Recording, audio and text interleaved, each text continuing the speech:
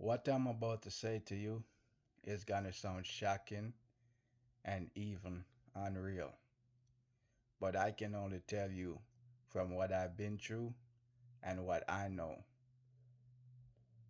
So, there's this lady that I grew up with in their family named Marjorie from Jamaica, and she had a daughter named Sandra and a son named Maris.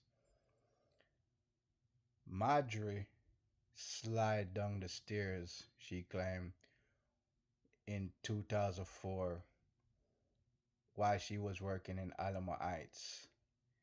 And she claimed the doctor said she hit her kidney and they have to remove the kidney.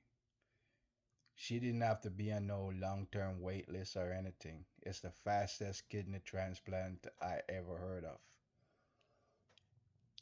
Now, Marjorie lived for about two 2 years after that, maybe three, and then she died. Kidney failure. The thing is, I remember that case because when I was at Broadway Place living, the apartment manager Hector say that he had let Cecil King in my apartment, and that's how I got kicked out of Broadway Place and it also caused me to lose my job at Papados because I became depressed. After the apartment, I went to pay my rent back in about June, and the apartment manager told me, Hector, the apartment manager name is Hector, tell me he let Cecil King in my apartment because Cecil King is supposed to be like my family or you know, but him and Amy, Cecil's wife, is cousin. I never knew they was cousin. He probably lied because I made a police report to the San Antonio Police Department, and those cops, the white cop that came, lied because he told me Hector gave him the full statement and it's what I said.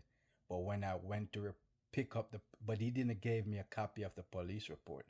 When I went to go pick up the police report, like a month later, or maybe a couple months later, the police report say I was a paranoid individual, not what Hector claimed. So I could not sue Hector for kicking me out of the apartment when I stopped paying my rent because I told him to let Cesar pay my rent. Now, back to what I was talking about. After that part where he's claiming he let Cecil in my apartment, I started to have pain in my side, in my kidney. And I guess that would be my liver, my right side. And when it touched, it was tender. When I touched it that side of my hand or something, it was very tender. At the time, I was drinking. I had ice cream in my fridge, and I have chocolate chip. I had cookies, ice cream cookies, and milk. And I was all every night when I come in from work, I was drinking ice cream, cookies, and milk.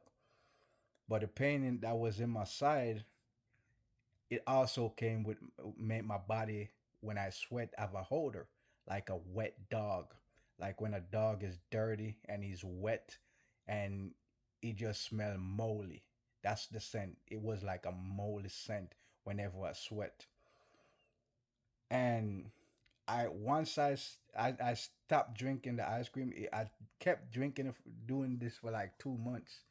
And once I stopped doing it, the pain go away within like a month later, like over time, a short period of time. I felt like they was putting something in my ice cream and they wanted me to go do kidney surgery or kidney dialysis so they could take me out. Now, Cecil King worked for the Center of Healthcare Service in San Antonio, Texas. And you would wonder, why would these people do this thing to me? It sounds crazy. Yes, it does. But I feel like they do all kind of stuff to try to get government support financially. Like, you people better be careful when you're bringing your loved ones and family members to these places to be diagnosed, because they will claim they're a schizophrenic or schizophrenia when they don't, when your loved one just going through some depression. They will claim bipolar and all kind of stuff. You guys better be careful, because these people will misdiagnose you just so that you could become a test subject for their drugs and experiment. Believe whatever you want. I'm telling you what I've been through.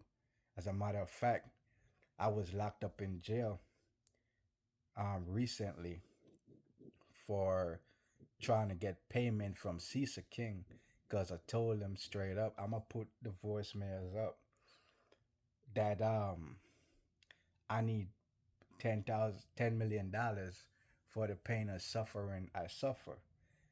And they didn't pay me, but what the state of Texas did was charge me for aggravated harassment. So I think they charged me for aggravated harassment so they could get a warrant. Soon as I got locked up, within no time the charge dropped to just harassment. Now, you might think law enforcement is so great, but these cops, this justice system, it's all a one big money making machine. When I was in jail, all I could see was how they using people to make a profit. Be careful of the jail system and the justice system. It's just one big money making machine, and they don't care nothing about your life.